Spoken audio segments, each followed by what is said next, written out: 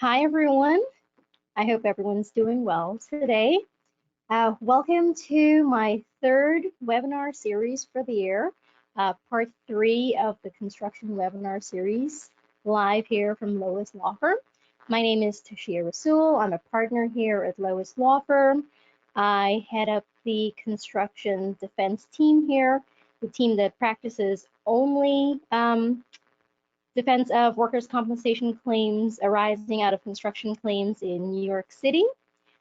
Today, we're going to talk a little bit about New York workers' compensation law and what you need to know in terms of defending workers' compensation claims in New York.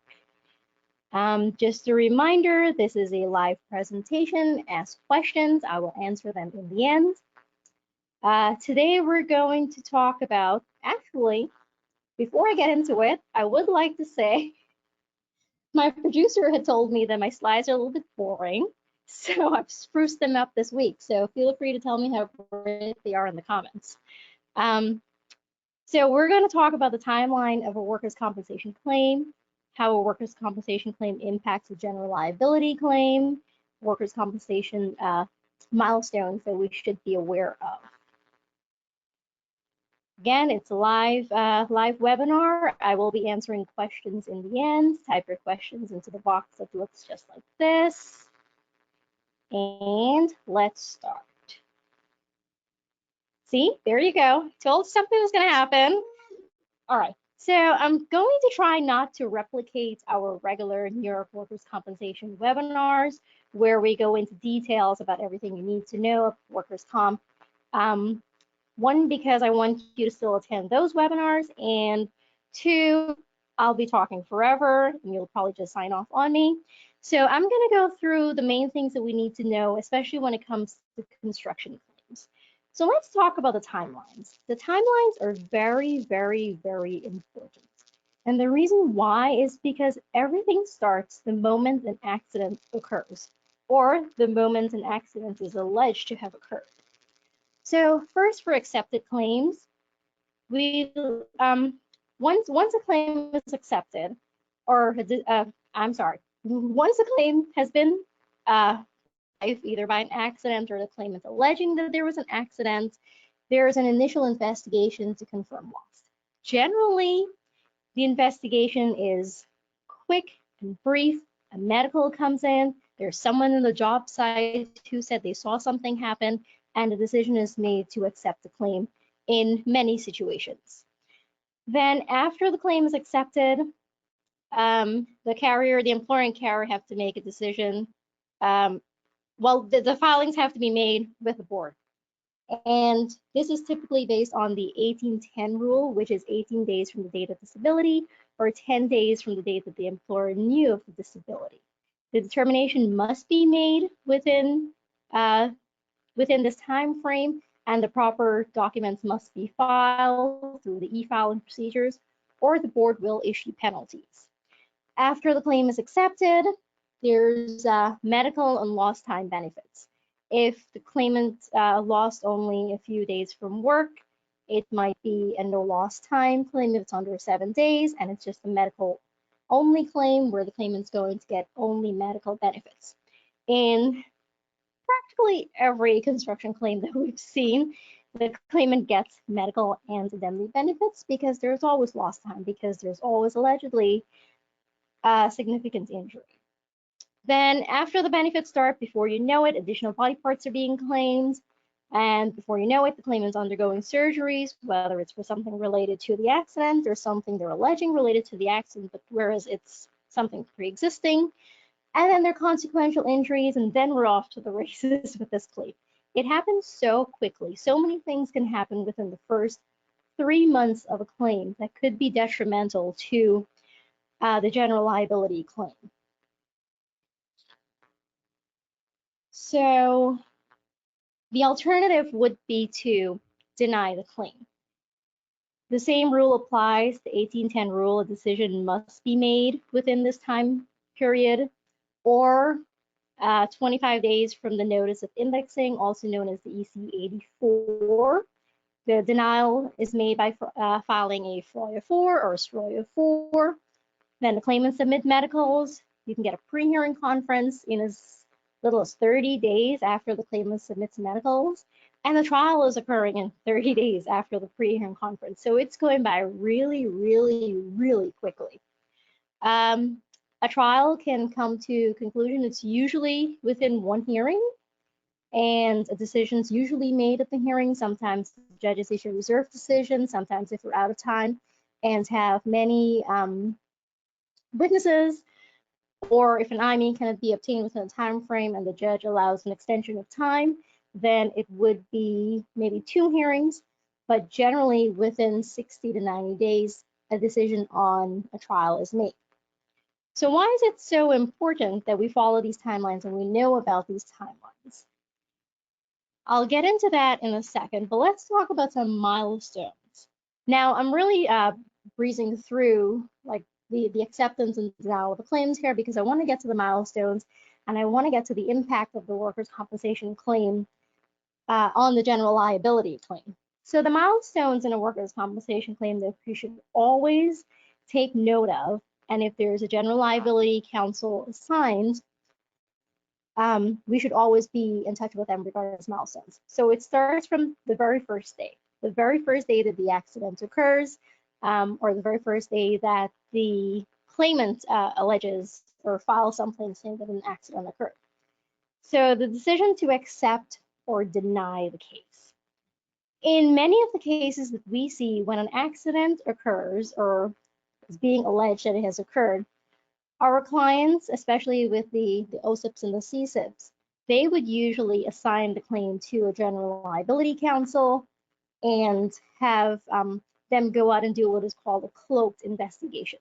So they're out there on the job site the very first day or as soon as possible after the accident.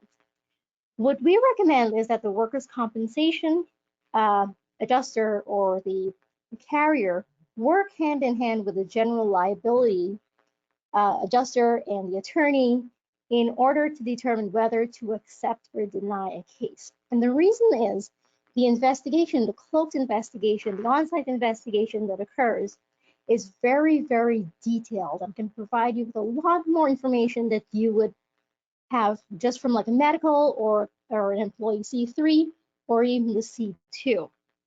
So from the very beginning, if possible, if GL counsel has been assigned, definitely work with them to make a decision on whether to accept or deny the case.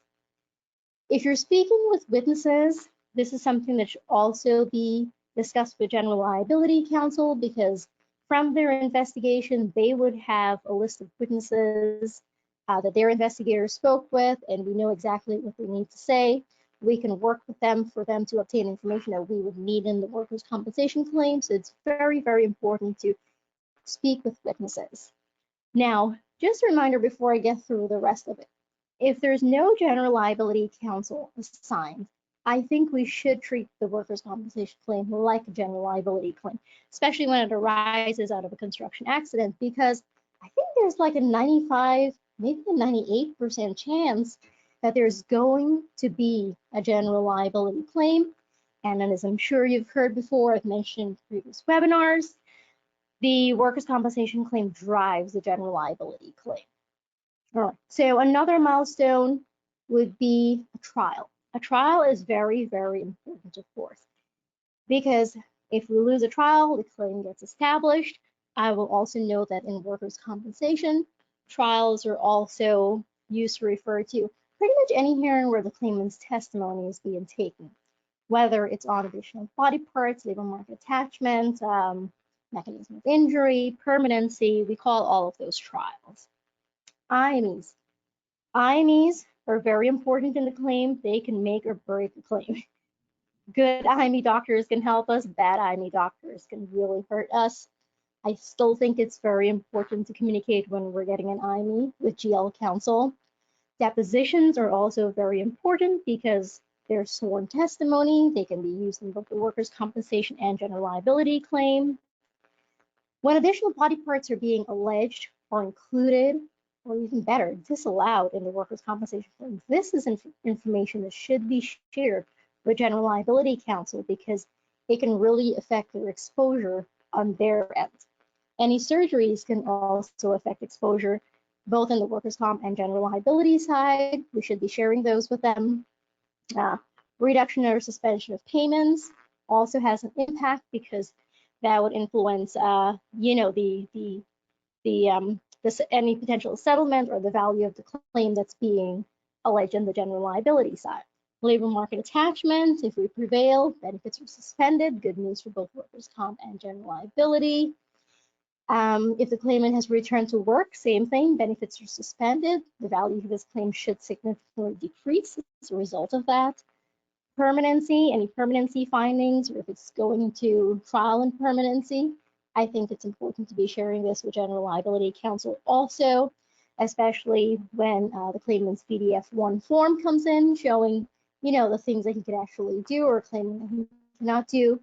Also important vocational expert reports. These are commonly obtained in the general liability side. We've been successful in using them on the workers' compensation side. The only thing is they have to be timely. There's been situations where they come in after the permanency findings are made and we're not able to use them, or they've actually been available before the trial, but they weren't provided to us, so we weren't able to use them. So it's really important that we keep the communication going. And very importantly, fraud findings. Fraud findings in the workers' compensation claim would suspend the claimant's benefits, hopefully forever, if a discretionary penalty is entered by the board. This is usually done when the fraud is egregious enough to warrant a permanent disqualification from benefits. And this is something that we have seen used often on the general liability side to really cut settlements in a half or a third, because the claimant is really not entitled to any additional wage loss benefits. So these are the milestones we should keep in mind. We should keep them in mind whether or not there's a general liability claim, but because it's a construction claim, it's an accident that arose out of construction. Like I said, there's a very, very high chance the claimant's going to file a general liability claim, and all of this could potentially come back to either help us or haunt us.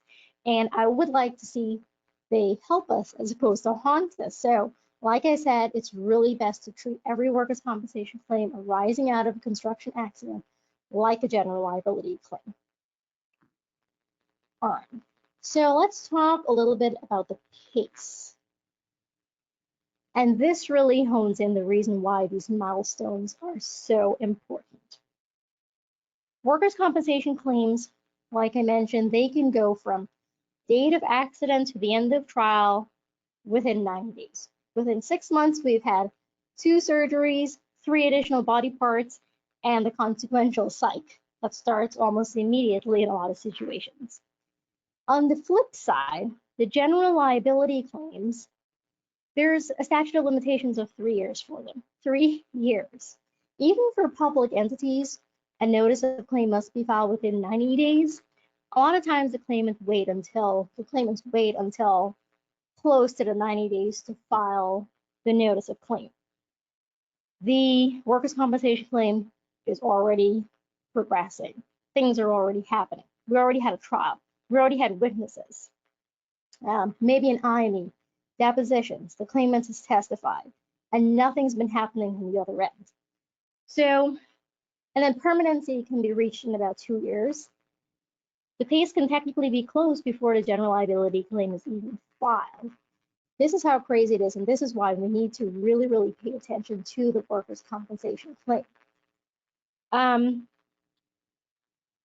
Let's talk about what possibly went wrong when we are way into the workers' compensation claim, and then the general liability claim is filed.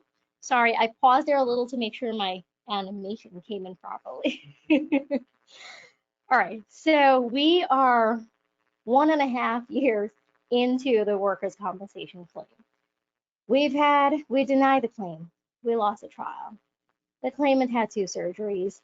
He had consequential injuries. He hasn't returned to work.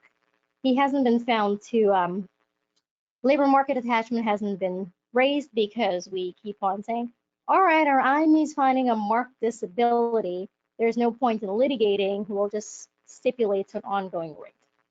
Then, all of a sudden, a year and a half later, guess what? Claimant files his general liability claim, and we're in the oh shucks moment. What do we do now? What went wrong? The claimant could easily substantiate his general liability claim when a lot of things went spiral out of control. The workers' comp claim just went off to the races. Everything's established. He's getting benefits. That's his general liability claim there. All right. So some of the things that we've noticed, and we are constantly counseling our clients with regards to how to handle the workers' compensation claim and how to treat them. One thing that we see commonly happen is the claim is being accepted without doing a proper investigation. It comes in, there's one person on the job site who said, yeah, something happened, he told me something, I didn't see anything, but we believe him. Then the medicals come in and say that he hurt every body part from the head to toe.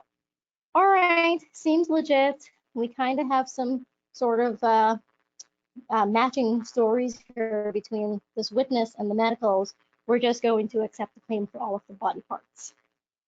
Or later down the road, new medicals come in, the IME, we get an IME with regards to causal relation of additional body parts. And you can see the additional body parts. We just agree to accept them without taking any testimony, getting any witnesses, or cross-examining the claimant's doctor. The other thing we've seen is that we agree to rates. I mean, it's no secret that there are some really bad IMEs out there. They're coming back with findings of the 75% disability, total disability, and we just keep on agreeing to rates. Don't pursue labor market attachment. A year and a half, 2 years into the case, we still haven't had a labor market attachment trial. We haven't done depositions in degree of disability. The claimant continues to get benefits. And then the GL claim is filed, and it's really easily substantiated at this point. So let's prevent that from happening.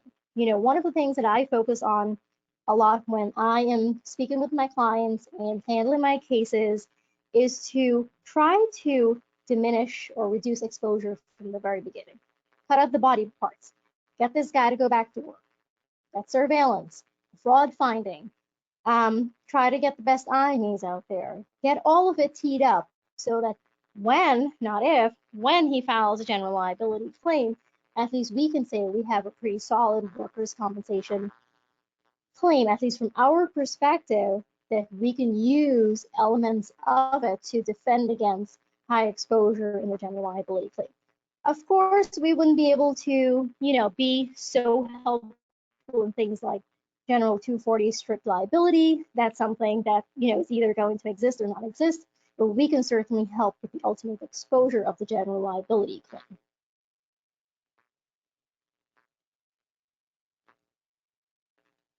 So I talked about these briefly as I went through the presentation. The solution to the problem really is to be proactive from day one, conduct timely investigation in every case, treat every workers' compensation claim like a GL claim.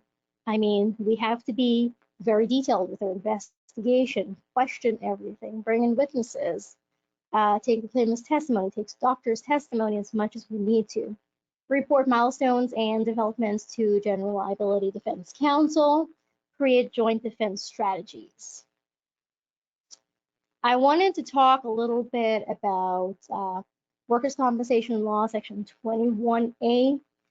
I think this is a tool for employers and carriers, especially those in the construction industry, where the job site is so organic and so ever-changing that an accident occurs today. By the time the investigator gets there tomorrow to conduct an investigation, things have changed, machinery have been removed, there's additional structures or scaffolding have been removed, whatever the case is. And it really interferes with investigation. We can get a good recreation of the scene, or we don't know what exactly happened or where it happened because things are removed, things have changed, there's a building structure. And, workers are no longer there. They're generally the union workers. They're there today, they're not there tomorrow. There's no surveillance tapes. So a lot of factors really come into play in doing these investigations, and oftentimes it can be really, really difficult to do a thorough investigation. However, because of the board's strict rules, the 1810 timeline that I talked about earlier, a decision has to be made quickly, or the carrier is going to lose its opportunity to file a denial and maintain all of its defenses. And, it's really prejudiced, but the board doesn't really care about that. And a penalty is usually issued. Usually the penalty is, I'd say, insignificant, but I think the solution to the problem would be to utilize the protections of Section 21A. So what exactly is 21A? It permits a carrier to take up to a year, 365 days, to determine whether it will accept or deny a claim when timely payments are made during this period, and the claimant and the board are notified that such payments are made without liability. All right, so great. This is very helpful, and I think it's a very powerful tool for employers and carriers, but we must be very, very careful because the proper forms must be filed, the case must be designated as being accepted without prejudice, and yes, you might be paying the claimant for several months or close to a year, but given the potential high exposure of these construction claims, I do believe that any amount of money that's paid out while a proper investigation is being conducted is worth the risk. The investigation should be conducted. Many times we've seen the investigation comes back and it helps with the denial of the claim. And then the money that was already spent is just pretty much pennies in comparison to the potential millions of dollars that the general liability claim could be worth after the case is all built up. So I would recommend that we, start thinking about using the benefits of this statute, but I think we should all be educated. It must be like calendared properly, because if the 365 days go by and the denial document is not filed, the claim will be deemed to be accepted by the carrier, and then we can no longer deny it. So what I would recommend is if this is being used, it'd be calendared maybe for like monthly reminders that a denial must be filed for the investigation to get done completely. And generally though, I've never really seen any of my clients wait until close to a year to file a denial. Sometimes we just need a couple more weeks for the investigation to continue, So within about 60 days, I've seen them file the proper document saying, well, we're going to deny it based on additional investigation. And, then the entire process of a pre-hearing conference and a trial set, we go through the motions. If a proper investigation is done, we win the trial. If not, the claim is established, but then we take all of the other necessary steps and we continue to defend the claim as best as we can. So keep this in mind. If you have any questions regarding how 21A works, let me know, whether in the text box here, you can send me an email and I'll be sure to go over it with you. So civil milestones we should be asking about. These I discussed in my presentation last month where I talked about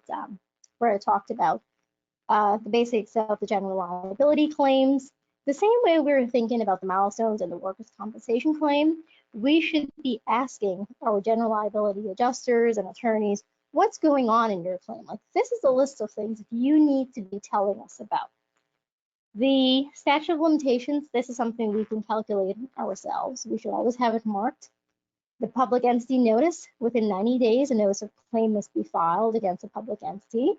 50H hearings for the public entities.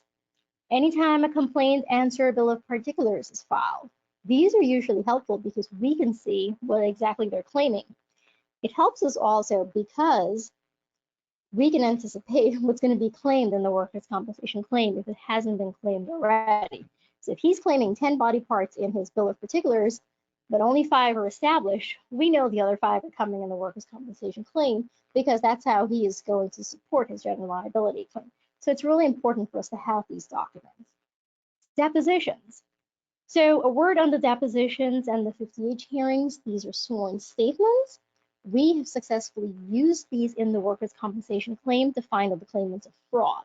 You know, he goes into those depositions, he testifies that X, Y, and Z happened, or that the mechanism of injury is very different from what he told us. And we're like, hold up, wait, what? This is not what he told us in the workers' compensation claim. So we've definitely used that to raise and pursue fraud. Mediations, I talked about this last month. Just a reminder, have your workers' comp defense counsel be involved in the mediation, not the actual mediation, but attend the mediation, be well versed on the status of the workers' compensation claim, just in case the claimant's attorney is misspeaking about what's going on in the workers' compensation claim in an effort to sway the mediator one way or the other. And also the IMEs, the expert reports, whatever's going on in the general liability claim, we should know about those as well, because they could potentially help us in the workers' compensation claim. All right, so that's all I have in this topic. I hope it was helpful. Like I said, I tried not to get into too much details because we do cover a lot of topics in our regular monthly New York webinar series, but I really wanted to focus this on the issues that we see in the construction claims, which is essentially the pace. We must pay attention to the pace of the workers' compensation claim versus the pace of the general liability claim and all of the milestones.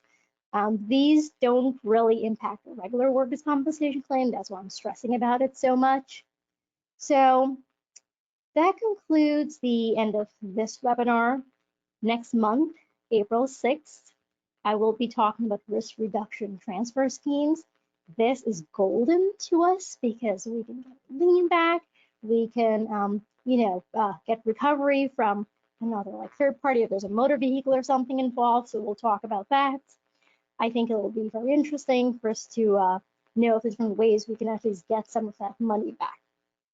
And then for the rest of the year, we'll talk about OSIPs and CSIPs. I'll talk about some coverage issues. We saw some really interesting board decisions recently. I'll talk about those. And as always, I'm going to try to give real life examples of things that I'm seeing in my files and with my clients.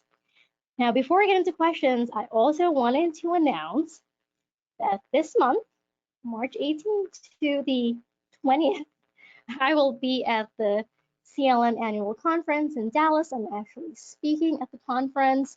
And guess what my topic is? I'm talking about the importance of collaboration between workers' compensation and general liability defense. If you're going to be there, shoot me an email or be sure to say hello when you're there. I would like to see you. All right, so let's see. Questions.